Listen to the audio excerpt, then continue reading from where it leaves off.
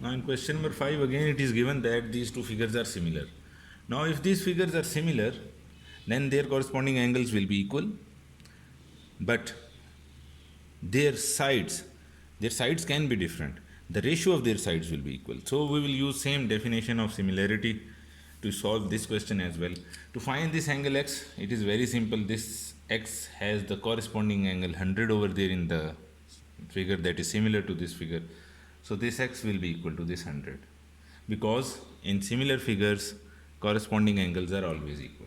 So we can simply write that x is equal to 100 degree. So we get our first answer. Now we also have to find the value of y, this side how much is y centimeter, and this z as well. Now this y corresponds to this 180, but is y equal to 180? No, because it is not given that figures are congruent. If it was given that figures are congruent, then all of their corresponding sides are also equal. We would have said that y is equal to 180. But as you can see, they have same shape, but their size is different. Both the figures are similar to each other. Hence, this y is not equal to 180. But the ratio between y and 180 is equal to the ratio between 180 and 120 and 150 and z. Because in similar figures, the ratio of corresponding sides is always equal. So now, by using this definition of similarity, now we will put all the ratios equal to each other. Now, let's see 180. Now, which is the corresponding side to this 180 in that figure? This 120. So if I divide 180 by 120, I get the ratio. Now this ratio must be equal to the ratio between the other sides as well. Now, why? If I have put this side 180 of this figure in numerator, now this y will also again in next ratio, this y will be in numerator. You cannot put this y in denominator, otherwise your answer will be wrong. So I put y over here. Now in denominator, what is the corresponding side to this y? This 180, as you can see.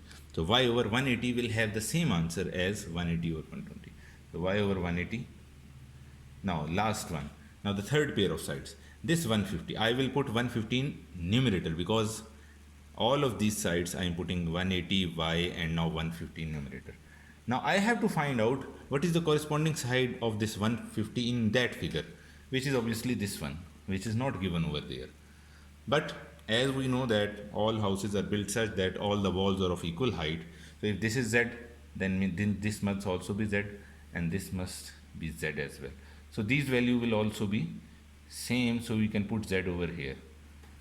So now by this we now know that this 150 and this z correspond to each other, which z was given to us over here. So 150 over z. Now the value of these three ratios will be equal according to the definition of similar figures. In these three ratios, this is a ratio in which both values are known. We know 180 and 120 both are known. In this y is unknown and over here z is known. To solve this one, we must write both of these ratios which have unknown values equal to this which have both known values. So we'll write y over 180 equal to 180 by 120. Same, this 150 by z. 150 by z must also be equal to 180 by 120. As it is given to us that these ratios are equal, so this ratio can be written equal to this one, and this ratio can also be written equal to this one. Now we have two equations. By this equation we will solve the value of y, and by this one we will get the value of z. So 180 is being divided over here, so on other sides of equality 180 multiply 180 over 120. So by solving this one you can get the value of y. Same here, you can cross multiply both of, so 150 multiply 120 is equal to 180z. So 180 will be divided over here, 150 multiply 120 over 180. So by solving this one we can get the value of z, and by solving this one we can get the value of y. So what do we have? 6263 290, so we get 270 centimeter over here, and over here we get 6263 500 centimeter. We get z is equal to 100 centimeter.